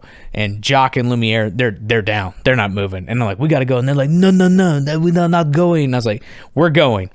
And he's like, no. And I was like, listen, if you stay here, the best case scenario is they kill you. That won't happen. And he's like, no. So I grab him by the back of his flak. I grab him, and I remember I had my gun. I was like, this isn't going to work. And so then I like spun around, and I started shooting, like just in the area. I was doing well-aimed shots best I could, but I'm just trying. My saw gunner's communicating. Suppressive fire. I'm screaming suppressive fire. I'm just trying to move, and I'm dragging them to cover. And then we did that until we get to the checkpoint, and then we decided to come back. Well, like I said, I was waiting to find out if my second child had been born, and I had no communication with them. We had one satellite phone for the whole platoon, for the whole company of 200 people. All my friends are trying to talk to Christy. Is she born? Is she born? Is she born? And we get back, and Jacques looks at me and he goes, "You saved my life, monsieur. I'm so grateful from you. If you need anything from me or the Associated Press, you just let me know." And I go, "For real?" And he goes, "Oui." Here's the deal, Jacques. My wife's pregnant with our child. We're really close to due date. She might have given birth. I'd like to know. And you're from the Associated Press. I'd like to borrow your cell phone. And he goes, "Oh, regretfully, I do not have a cell phone." I go, "You don't got a cell phone?" He goes, "Oui." I go, "That's crazy. They sent you out here to cover the whole war, and they didn't send you with a cell phone?" He goes, "Yeah, and he's like, the press, we are cheap, And I was like, "Okay, that's crazy." And like we're at the gate of the patrol base. I was like, "All right, Jock, here's the deal. I know you got a cell phone. You just said that I saved your life, and you owe me. You're either going to give me that cell phone, or I swear to God, I'm going to take your ass back out there, and I'm going to fucking leave you. No one's going to stop me. No one's going to ever find you." And by this point, I'm facing him. My Marines have now all come in from the squad, and they're cracking their knuckles, and they're looking at him. They're like, "We'll fucking do it, dude. You mean nothing to us." And he opened up his jacket and he handed me his phone and he goes, "America's country code is 01." And I snatched it and I go, "You're goddamn right it is." And so I dialed it and I called Christy and I said, "Hey, how are you? What's going on?" And she said she's beautiful, she's been born, all this stuff. And I go, "I love you so much. I'll be home soon. I can't wait to talk to you. I love you. Don't call this phone. It belongs to a French reporter." And I hung up and I gave it back to him. And I looked at him. I go, "It's a girl." And everyone jumped up and stuff. And that's why I don't trust French reporters. And but when I hung up that phone, that was actually the moment I hung up my career. Because I was the birth and everything had done that. But as I'm talking to her, I can hear explosions. We had almost just died again. I'm like, I'm not doing this for 20 more years. And we would go on to insert into Marja. We would fight in there. We would, our battalion took a lot of casualties, not because anything anybody did wrong. It was just at a certain point, it's just numbers. You do more patrols, there's more chance of risk. There's more chance of bullets coming your way. Like everything, it's a game of mathematics, realistically. And you can train. I forget who says it, but it is essentially. It's like no matter how much training you have, bullets do not care. No. You can be top tier Delta Force individual, and it can be that random round that can just boop. I mean, we had so many just random accounts of, hey, X happened. I think I've told it, but like even Dole, when we lost Dole, it was 4 months in, I think. But Dole was, hey, you're having a kiddo. Or your kiddo was born. Damn. Your kiddo was born, and then, oh, fuck. Oh, yeah. Okay. Well, go recover a vehicle real quick, and then you fly out. Literally, the next day you'll fly out. So we did a vehicle recovery out in Four Corners. This is East Rashid, and went. Striker was stuck in the mud. Hatched it up. He was like doing this, like, okay, back it up, and then sniper shot him in the head. Fucking done instantly. And that's all those different times when we lose individuals. Is it didn't matter how much training you had or how strong the American force is. It's just by chance you're going to make it home or you're not. Like, it's literally just how it goes. In combat, what I would try to do especially when I was in a position of leadership, I would try to mitigate risk and control what I could control. But it just happens. I don't want to call it error because that's not the right word. There's just variables you can't account for. Yeah. Like in the craziest of ways, and it's just you try to do whatever you can, but sometimes there's just nothing you can do. Mm-hmm. And we had lost some guys in my platoon, and we ended up rearranging our platoon, and I went from being a first team leader to a squad leader, and I finished out that deployment about 3 months. Yeah, the last 3 months I ended up being a squad leader, which was hard. That was, one of the greatest honors of my life will be able to lead troops, to say I've led troops in combat. But it was, because when you're a team leader, you have an opinion, and then you tell the squad leader, and then he makes a decision. But I remember there was like this moment where they all tell me what they think we should do, and I was just like, oh, fuck, I have to decide now. And like, it's all happening in real time, so it's quick, but I was just like, oh, I'm no longer, I vote left, I vote right, whatever. It was just like, okay, I've got two lefts and one right. Which one do I go with? And then you are now in charge of individual lives. Yeah. And that's the most terrifying part is you're telling these individuals to run into combat, to shoot, to do anything. Yeah. And that's on you. It is now their lives are in your hands and your decisions that you make as a leader. It was very, very stressful. And like, cause I had like the 3 guys in my team, and then the rifle squad, I had the 3 teams, and I was just like, okay, I just, I would say a prayer, God, please take me. Don't let my Marines get hurt. God, please take me. Don't let my Marines get hurt. And then, I would try to like kind of embolden them a little bit, as I would try and like riff a little bit. I'd be like, guys, remember, if you don't see a weapon, look harder, and always remember to have fun. Like, I would just say that before we left, because like I didn't know what else to say as we would leave friendly lines and walk into hell. So like I was just trying to make them like emboldened and feel invincible, because you have to have a sense of invincibility to do that type of work, especially at that time when we had lost so many people, and like every single day, like rounds are getting closer and closer, people get injured, and it was just I would never been happier than when I came back home that summer in 2010, and I was like, that's it, victory lap for the boy, I'm out of here. And it makes on sense. We went. Oh man, when you get home, like, not us, but the same thing. What'd you say was that replacing team? RIP. We do a relief in place. Okay, so RIP, when we did our RIP on, I'm not sure if I told you, but essentially the breadbasket, when the RIP happened, we were supposed to be the unit. It was going to be our last mission to go through this place. 1 more month remaining, and breadbasket, very bad area. We're like, fuck him. Bros, can we get one break? Just one break. Can our battalion just relax? I'm tired. Like, yeah, dude. Especially after 15 months, everyone's like, I'm so fucking tired. Yeah. So they're like, okay, hey, Brad Basket, you're going to push in. Here's the objective, really bad area, blah, blah, blah, blah, blah. And then they switched it to actually the people that are taking over are going to be the ones pushing through there. You guys are outer cordon. We're like, fuck. And, well, okay, fucking finally, holy shit. But then, sure shit, that poor brigade, when they went in there, they were doing the push through, and they were going through door to door, and one guy was like, bad guy's right here. The guy led him there and then dipped, and then they went in. House was fucking empty. They're like, what the hell is this guy talking about? One guy's pulling security on the gate, and as the team is leaving, the first guy that was leaving stepped on the pressure plate that was to enter the house. They all missed it when they were coming in. He stepped on it leaving.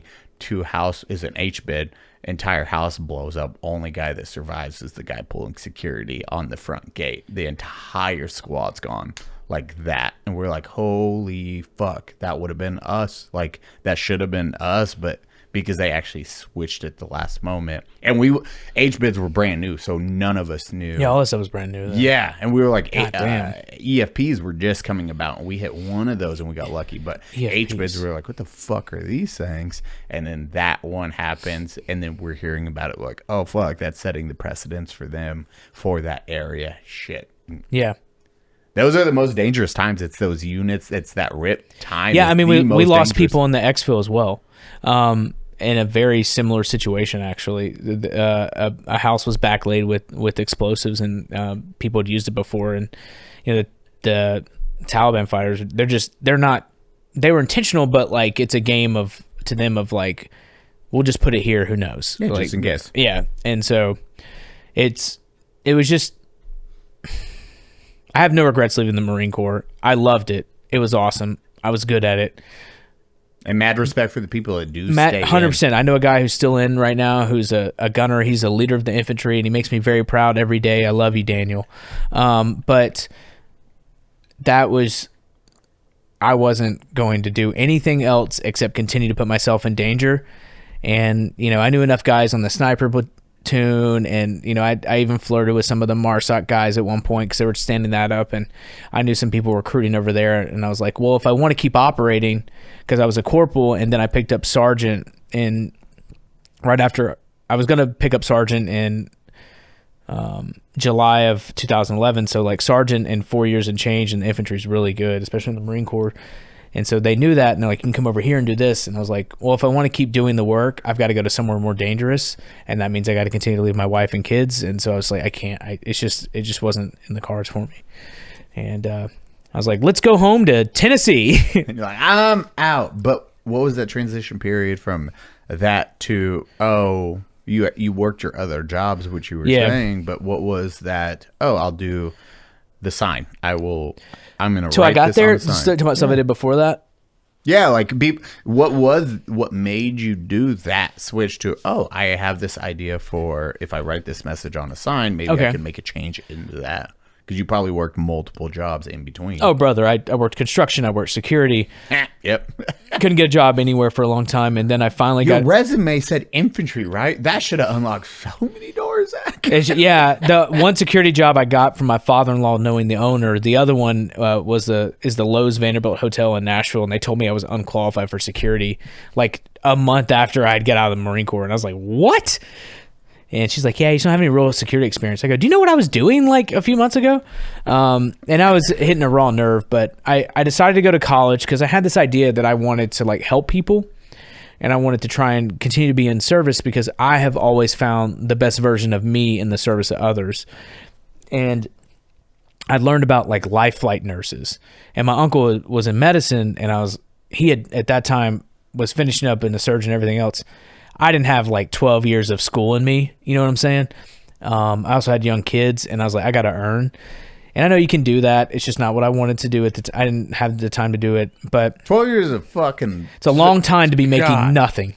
By the way, you know that deployment and military service, times that by 3. Yeah. You're not going to make money. But when you get out, you'll make money. And I'm like, what happens to all the debt? Oh, it crushes you forever. So like that's basically it. But think of your kids. They're going to be adults by the time I'm done with this. Yeah, they'll be in college too. We'll see each other coming and going. Like it was and he had kids later, so it worked out for him, but that was not where I was. My starting line was behind me, okay? And so I heard about life flight nursing in Vanderbilt, the university and medical facility in Nashville has a world-renowned life flight. Like, they're like the special forces of life flight. Like, they show up on like the side of volcanoes type stuff. Like, they will be anywhere, any moment. They service the whole, basically most of the Southeast right there. They go, into like mid-Alabama up to like mid-Kentucky and all around. They'll be there in like 30 minutes. And I was like, dude, I could help people. I could have adrenaline. I could do all the things I'm best at. And so I started moving towards that. But because that one semester prior, I had a low overall GPA, which made me non-competitive for nursing school. Like I said, no one told me that you can have grades removed off your transcript. You can retake classes. I didn't know any of this. No.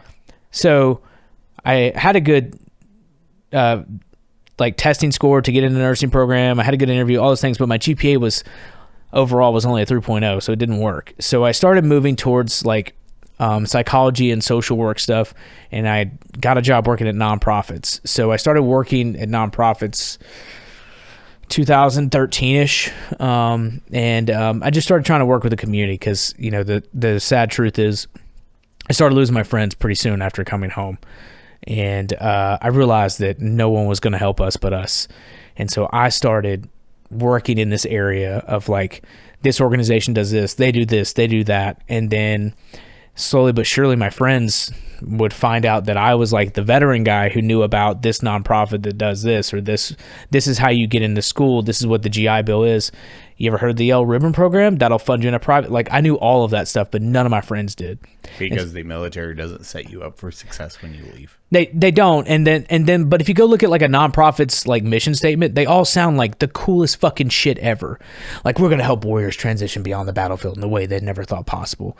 And you read the next one, it's like, but we're going to do it better than them. And then they all say like such cool stuff. You're like, I don't know what it means. And you don't even know what you need. Nope. And so I was like, I'll just work in this field. I'll kind of open source this information, and I'll do that. And then I got into this really nice university in Nashville called Lipscomb University. And I got in, I graduated with a bachelor's. And halfway through my last semester, a friend of mine came up to me and goes, you ever thought about grad school? And I go, I don't know what that means. I don't know what you mean. And he's like, I think you should apply to the MBA program. And I was like, yeah, why not? I was like, whatever. I got into the MBA program, and I was like, fuck, what do I do now? And so I did that, and then I graduated in 2016 with a master's, and I was in healthcare.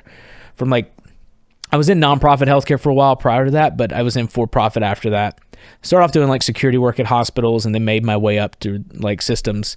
And I did that pretty much right up until COVID, like in COVID. Like, I was, there when they heard the rumblings in early July of 2020 of, there's something happening in China. We don't know what it is. And there's this virus and stuff. And, I was at this very big healthcare organization. And so and then we do like the lock-in stuff and all these things that happen. And all through out college, I had started doing like writing because a friend of mine works at the New York Times, and I would do like op-eds or just different things as I found it to be creative, and he encouraged me to do it. And then I became obsessed with content creation and the internet.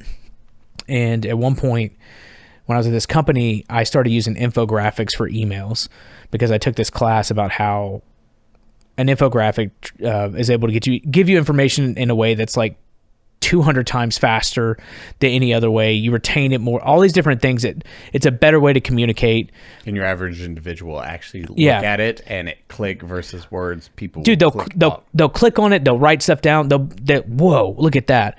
And so I was like, that's interesting. And then like I started seeing stuff like you. Like I remember seeing you on internet for the first time. It was weird because my shirt was off, but no. Well, I started seeing like, these companies and people creating stuff online, and I was like, well, that looks like fun and that's interesting. And I was like, oh, okay, well, that's cool. So people do this for a living. That was like a thought I had, but which is a very foreign thought even now to it's very foreign, and to your average individual. It is a foreign thought of and you can be the smartest person in the fucking world or really business savvy. Still, social media is very foreign, and it's a fucking weird ass concept. Well, yeah, anyone can like upload a photo. Doesn't mean you're going to pay your bills off of it, you know? And so I had seen those things for a while, and I hadn't written and done creative stuff for a minute. And then COVID happened, and then we're locked inside. And I know people had a hard time. I did not have a hard time with my family, thankfully. That was the most amount of time we'd ever spent together consecutively up until this point. 90 days. We made forts downstairs. We watched Justin Bieber's TV show on YouTube. Like, we just hung out. We weren't running. I loved it. I loved having my daughters there around me every day. It was awesome.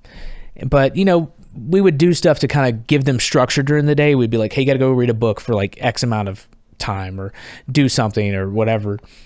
And during that time, I would go up to my office and I would think about like creative writing stuff. And I would think about like a way to communicate a message. And then I was like consumed with this idea of a homeless veteran, and the idea of like someone trying to communicate online digitally through like an analog platform, which would be a cardboard sign. And at the same time I was seeing that, I was seeing people just post themselves holding up cardboard, various different aspects. And I was just like, interesting. That's something. And then I started thinking about like me. I was like, well, if I were to do that, would it be Zach or would it be like a veteran with a sign? This is like literally how it happened. I looking back on it, the line between I'm gonna make it and go insane is very thin. Like, it's just me being like, I'll hold up a sign. But I was like, okay, well, if this guy were to do it, he would go about it a very specific way. Like, how would he talk about himself? How would he think about himself? Oh, he'd probably call himself warfighter. Like, he would probably have like little signal indicators that he was in the military. So like, okay, well, I've got a bunch of green shirts because when I got out, I had like 12 of them. I just kept them because that's my gym clothes. That's what it is. It's not, there's black shorts, green shirt. Let's go. I'm not, athleisure wasn't a thing. Yep. And you just wore what you had. And so I was like, okay, well, that tracks. Okay. Yeah. He'd be like, hey, he'd say stuff like, hey, battle, good to go. All right. Yeah. Warfighter. Okay. Well, we wouldn't want, too much about him because he's like guarded and he wears sunglasses and a backward hat. And I'm like, well, I always wear a backward hat. I've got hair. I just always do it. And I was like, okay, well, what would he say? And I was like, I think he'd just kind of say whatever he wanted, like a little smile with a little bit of information, maybe a little snarky, but nothing.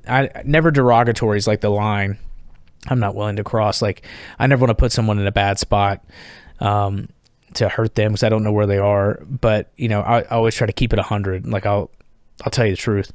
And so March of 2020, I go to get my hair cut from this young lady who was cutting my hair at the time.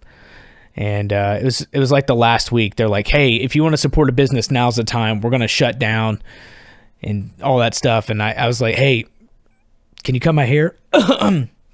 I was like, hey, can you cut my hair, please?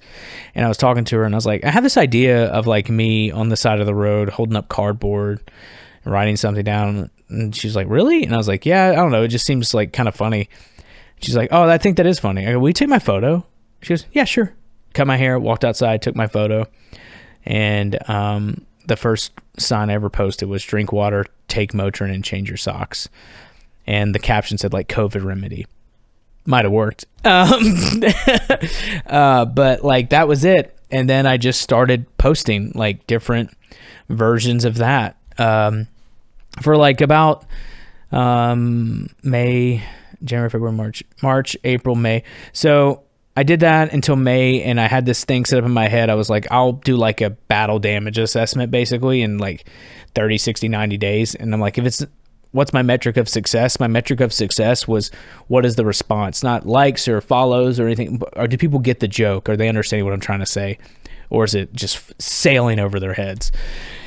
And so I just kept doing that, and no one got the joke for the longest time. They would talk about my outfit. They would talk about my dumb tattoos. That's fine. They're mine. They would like, be like, I don't know what this guy's doing. I don't get it. And I'm like, come on, man. Why does he wear the same thing every day? Well, there's like 30 photos. Like it's some of the stuff's intentional. And like, it just wouldn't get him. But one day, I found out about Captain Crozier, the naval captain who got relieved of his command because he asked for help when they said, oh, fuck yeah. When they said he didn't need help. And the Biden administration, this is all true. The Biden administration was like, nah, you're fine. He's like, I have a ship full of sick sailors. And they're like, no, you don't. He's like, I do. I need help. And then he leaked all that stuff to CBS, and they relieved him of his command. A video came out, and they're screaming, going, Captain Crozier, bah, bah, bah, bah, bah, as he's offboarding his ship, which is a very big deal. It's like losing a base. And I was talking to my wife about it, and I was like, hey, I have this idea. Will you take a photo of me as I'm walking out the house real quick? And she's like, yeah, sure. And I sort of bring back Captain Crozier. And I'd had a few things that had done okay before, like, you know, I'd said, like, going to ranger school doesn't make you a ranger. I didn't know enough about the Army at the time to know that. Someone just suggested that. That's a very true statement. Okay, so yeah, like, I'm not the subject matter expert. Scroll versus the tab. Yeah. Highly different. Yeah, you know, writing a, you know, making fun of, you know, wearing gaiters doesn't make you a Navy SEAL. Writing a book does. Like, I'd done a few of those things. I'd got a little bit of traction with it, but nothing really popped. But then I threw up that photo. I remember she took the photo. I put the sign down. I took off my outfit and I walked to my car. And then I went to the gym. By the time I got to the gym, What did the sign say? the sign said, bring back Captain Crozier. Actually, not this time. I didn't look at all that stuff. I just kind of turned my phone off, basically. And I was like, I'll come back in a day. I didn't really like the tone, but I was like, we'll see what happens. And I come back like May 1st. I open up my phone and I open it and I look at it and I scroll and it says 100, 100, 100. And I go, whoa, that's a lot of likes, follows, and comments. It's crazy. I do it again. It does it again. I do it again. It does it again. I do it again. It does it again. I go, oh, I might have a problem here. Oh, Like, that pushed towards an algorithm to where people on the boat shared it, and then other people found the other post, and then that activated other things, and then it was just like a churning effect of like all my content just kind of like finally broke through. And it's like each one was like a lost toy that finally found its way home. well, it's how we've said it multiple times, and I'm very big on it. It's when you did the thing that was relatable and then in your field at the exact perfect time. Yeah. It was relatable to the masses, and then it was important to the military people that were experiencing that. And then when they clicked on you, it wasn't a one-off. It's, oh, this dude does this for a living. So Yeah. they have hundreds of pictures to go through and click, like, interact with. And now that's the recipe for success.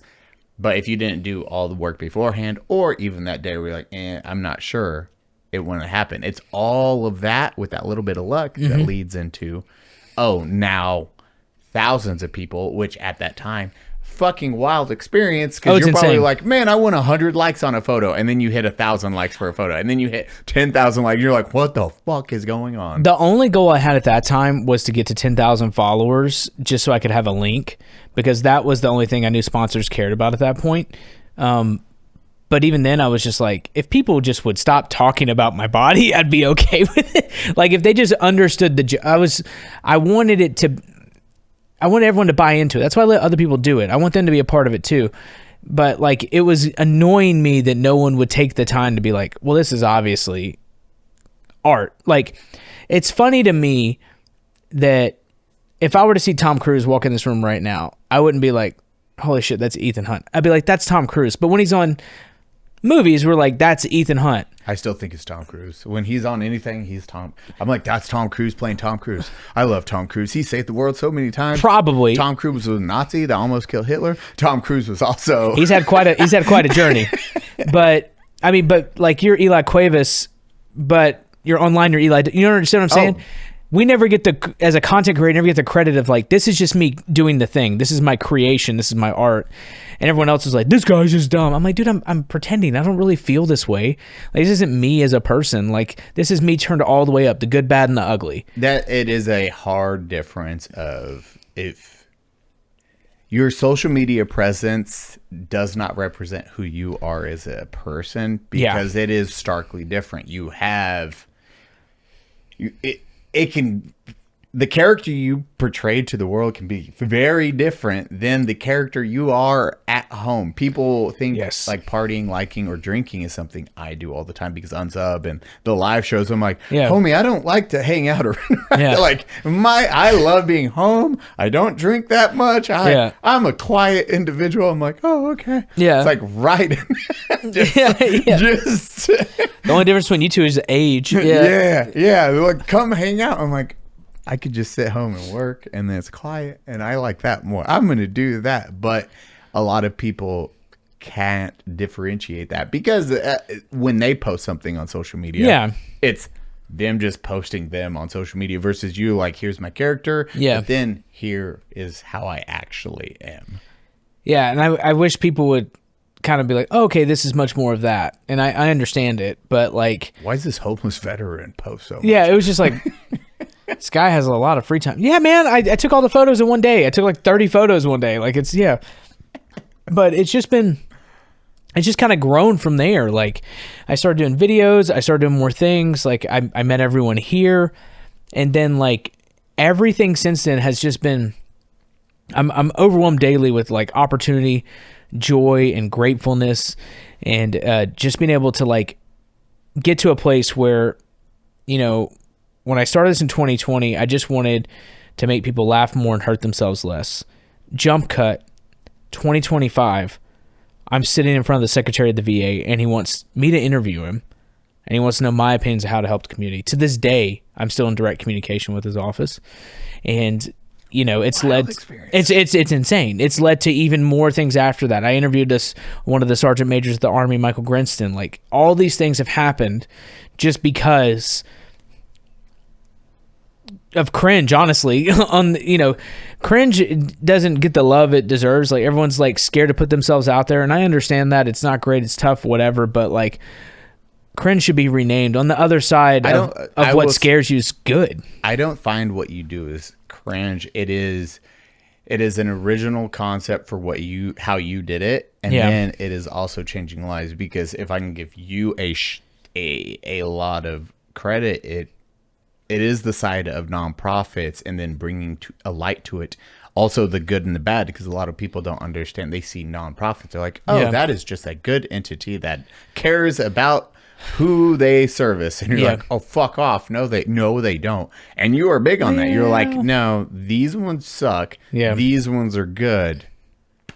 There's a huge difference, and you get there's a delta. Light to that. Yeah. Brother in Christ. Because even with companies, it is everyone has that mindset. Everyone's good. Everyone's helpful. Nonprofits are good. Businesses are good. Oh, they represent the veteran community. Oh, they would never do wrong. And then when you start peeling those layers back, you're like, what the fuck? Why would they do this? Mm-hmm. Well, and you are a voice for that, correcting the wrong. I try to be honest without any antagonism. Yeah.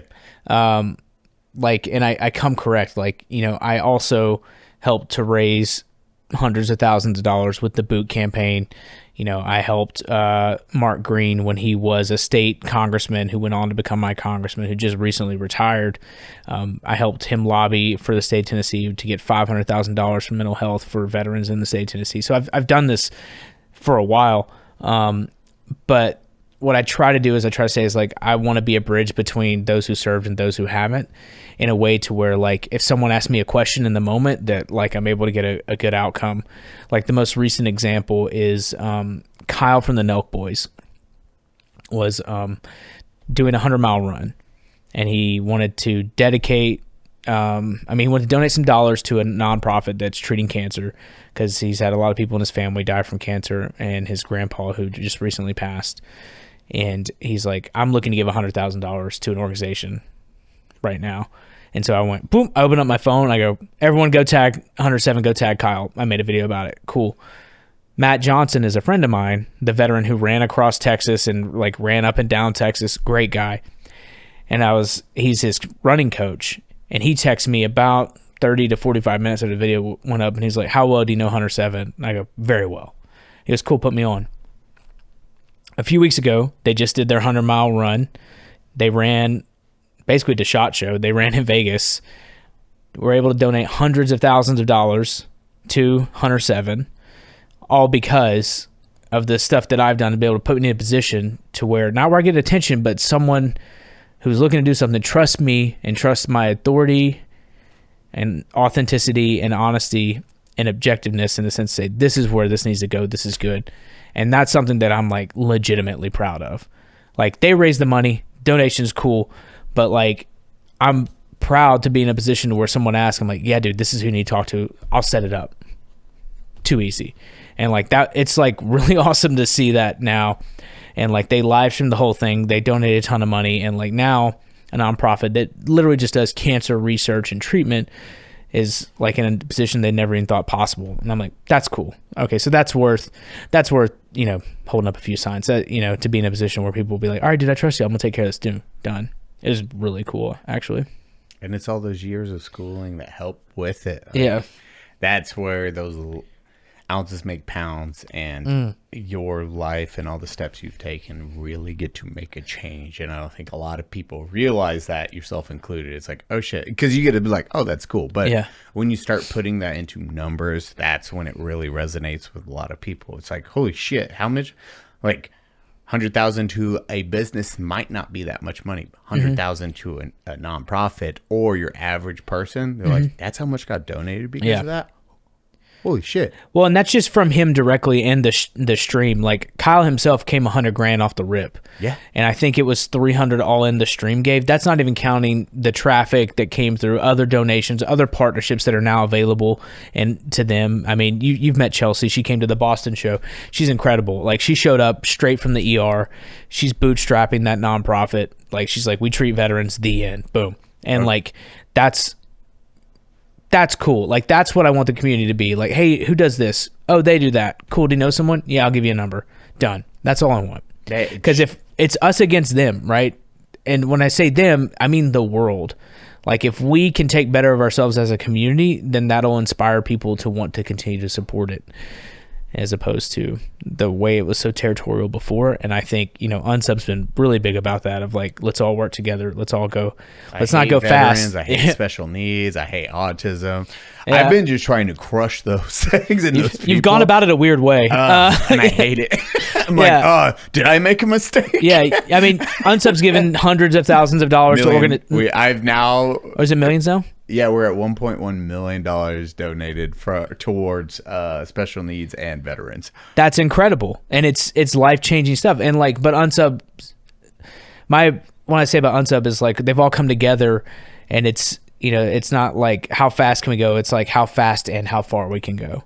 That and community like, aspect. The community's just been life-changing. So it's really cool to, you know, just be kind of, I always say I'm like the Hawkeye of the Unsub universe.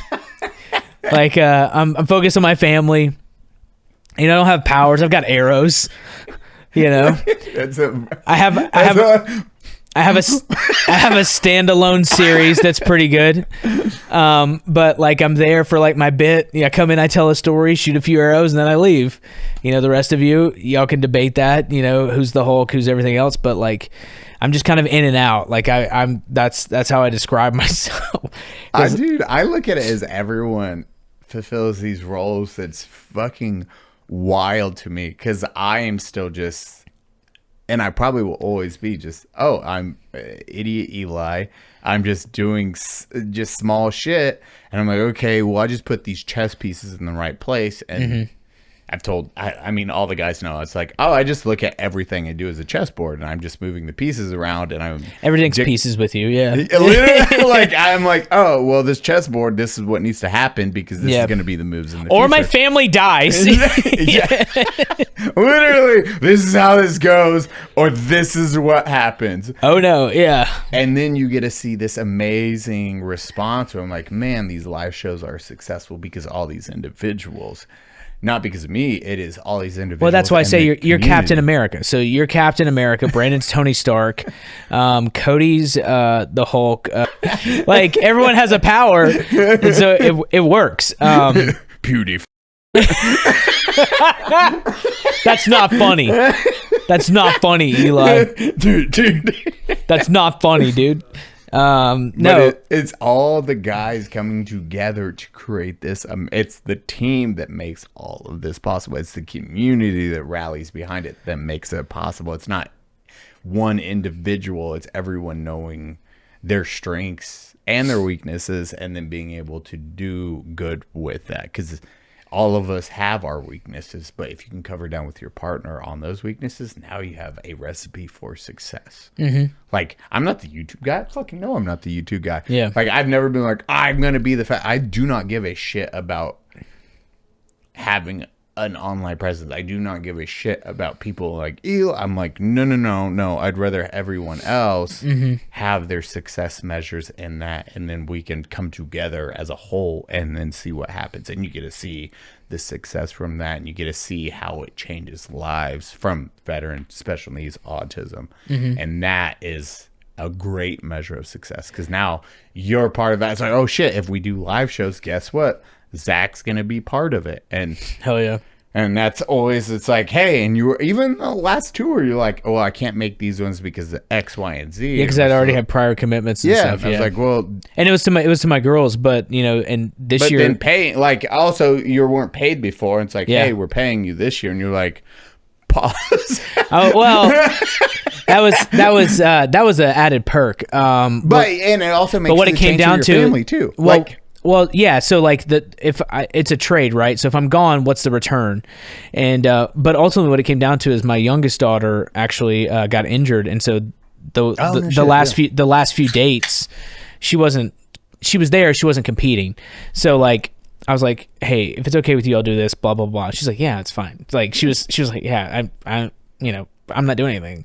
So it's like, all right, off we go. And so, because I they was so happy when you were like, hey, I can do the thing. yeah. Yes. Okay, Yeah, cool. yeah. Well, it was fun, but like, so much of their lives have been dictated by what I want. And I will, before you say this, I will speak. You are a very big family man, and you will put them first no matter what. Like, I didn't beg or anything. I was like, oh shit, because I knew once you said that was going to be locked in. You're like, hey, no, my family will always come first. Yeah. And I will, it's what happened with, I don't know, we can talk about it, but it's what happened with the one past where you missed a person's birthday, your daughter's birthday, just because something else. And then, because they told me to go. Yeah, it's very public. Yeah. yeah, and those are the things where it's admirable of how high you put them. You want to be, because of your childhood, now you put them first, which is awesome to see as a father. Yeah, they're the most important thing. Like, it won't, in the grand scheme of things, it doesn't fucking matter if I have a podcast or I did a live show. They're gonna be like, my dad's not here because like people think he's funny. Like, that's not gonna fucking make them feel good. But and that stuff that happened, like that was, I missed my daughter's birthday because of promises that were made, not promises, what I was told at the time, and it wasn't the case. And I wasn't the only person that was misled. Several people were misled, and it was kind of an ongoing theme, and that's pretty well worn. Leave them alone, nerds. They're fine. Like, it's over. The beating's over. They're fine. But this year, when that was the horse has maggots. Please, the horse is buried. I don't care. Like, it's over. It's fine. Honestly, it would give them more like relevance. I think that's fair to say. But it's telling the truth. But my position is like, I didn't go to the SHOT Show this year, and I gave my daughter a car. So like, that's what's important to me, is being there for them, and you've always been very kind. And like, when we talked about the shows, I was like, when somebody asks me to do something, I say the same thing. I've got to ask my wife, because like, I have my work schedule, my stuff, but she has the girls. Both of them are doing competitive cheer. Both of them are in these positions where they're doing a lot of stuff. So I've always worried it's kind of flaky, but it's not. It's just true. I'm not going to be like, oh, I can be there when I can't. I just want to make sure that, they know everything's good, because sometimes they're doing stuff like we're home and they're just not there. That's fine. I'm like, they're young ladies becoming women, like they're becoming adults. And so like I'm in this position now where I'm trying to help them be the best version of themselves, empower them, make them know that they can do anything, and ensure that they know that they can breathe fire. And if they ever need anything, I'll be there and I'll burn the world down if necessary and make it to a point to where a company has to publicly fucking apologize because of what they said to me about my daughter, right? Like that's really what I'm willing to do. And not just me, but my friends are willing to do that. And that's what I'm truly grateful for, right? Is that the community and my friends all came together, were like, what the fuck? Like, and so that's the thing that when I look at what I've got now is like, I've got the family and the friends I've always dreamed of, and I'm cheating life, and I'm not taking a single second of it for granted. You got that loyalty, which is the hardest thing in the civilian sector to find, I think. I remember talking to Nolan about it on the tour. I was like, you know what I love about these guys? And he's like, what? And I was like, we have dangerous blind loyalty to each other. And he's like, what do you mean? And I go, if there's a problem publicly, we'll all stand united. When it's all said and done, be like, that's kind of fucked up what you did, Eli. I'd never say it in the streets, but like that's the thing. We have to always look out for each other because ultimately we have to take care of each other and be the community that we want. And so I think with the military you really get that. Like blind loyalty is something that is the most important thing to me. Yeah. Like money and all that, cool. Loyalty is how I measure our friendship and you as an individual. How do you stick through something, good or bad? How do you stick by your friend's side? And if you have like total dedication, like, well, I will fucking kill for you with no questions asked. I'll fight. We'll talk about it later. Why did we fight those guys? That was so annoying. Yeah. What happened? My fist hurts. My hands hurt. God, I'm getting old. Yeah. But it's so rare to find, and so the fact that we have it now is it's just one of the greatest blessings I could ever think to. At a massive scale, it is wild seeing like the repercussions with our blind loyalty, because it's not like not like 10 guys at Home Depot are gonna be like, what'd they say? It's gonna be like hundreds of thousands of people like, who we fucking up, homie? And you're like, whoa, come easy, easy, yeah. And it's I don't know. I'm just grateful. That's where I'm at now. Every day, every single day, I'm like, this is so awesome. Even when I'm traveling in the airport and people are still horrible at traveling, I don't know how everyone's surprised at TSA in 2026. There's people yelling at you, take off your shoes, take off your belt, whatever. Doesn't matter. All those things, they just kind of fall by the wayside. Stuff that like little things used to annoy me. Now I'm like, dude, this is the best. Like I'm having a great life. My friend's running for Congress. Like like life's pretty cool. You know, life's fucking awesome. Okay, before we move on to the after show, last portion would be, who's your favorite YouTubers right now to watch? Me on the Underwhelming podcast. No, my favorite YouTuber to watch. So I have actively, this is not a cop out, I haven't been watching a lot of content lately. I've been trying to read more. And the thing, I'm trying because like I'm reading a book on Shinto. I have dude, if you look at my library and what I'd read, you'd be like, Eli's fucking retarded. I'm like, yes, I am. All I think is I'm glad you're on our team. Because the line between you and Unabomber is thin. It's like fishing line thin. Like you couldn't see it unless it's on top of water. We were just talking about that on Kinda. It was, I am what an incel would be, but I have a hot one. Yeah. Literally, and that's maybe she's just the anchor to keep you from being like, maybe we should make bombs. You know, I got anime, babe. Have you seen my Goku figure or tattoo? Also, have you? And then it's attractive woman. How do you feel about taxes? Yeah. Favorite creator? Honestly, well, what book are you reading? The book I'm working on right now is Outliers by Malcolm Gladwell. What's it about? It's about, people that color outside the lines and different things in their lives, circumstances, and communities have made them individual. Cody actually gave me the book, and he's like, read this. And so I've been balancing between like I'll read some pages and then I'll pick up the audio thing. Another book I like to read every year because he is the greatest storyteller of all time is Anthony Bourdain's Kitchen Confidential. You have to listen to it. You have to listen to it. The way he tells the stories, probably the best anyone's ever done. But a creator I like that I've been following lately. I was looking for my phone. What is his name? I don't want to look at my phone. Malibu Fit Max, short form creator. He got an ID blew up in his face, and he's on. I'm pretty sure he's on TikTok. He's definitely on Instagram, but he has like this very lighthearted, positive approach to fitness, where he makes these kind of like, you know, lighthearted dad jokes, and he's in the time of like gym culture being like exclusive. He's more inclusive in a positive way. He's just really funny. What's his name? Malibu Fit Max. Like every video, it starts with him like flipping a water bottle, and I'm so invested in it. He's oh my god, that fucking guy. Yeah, that guy. I did fucking Lee. I didn't know his social media name. He comes on Unsub. Oh, he's coming? Yeah, me and Lee been talking. Okay, perfect. Yeah, perfect.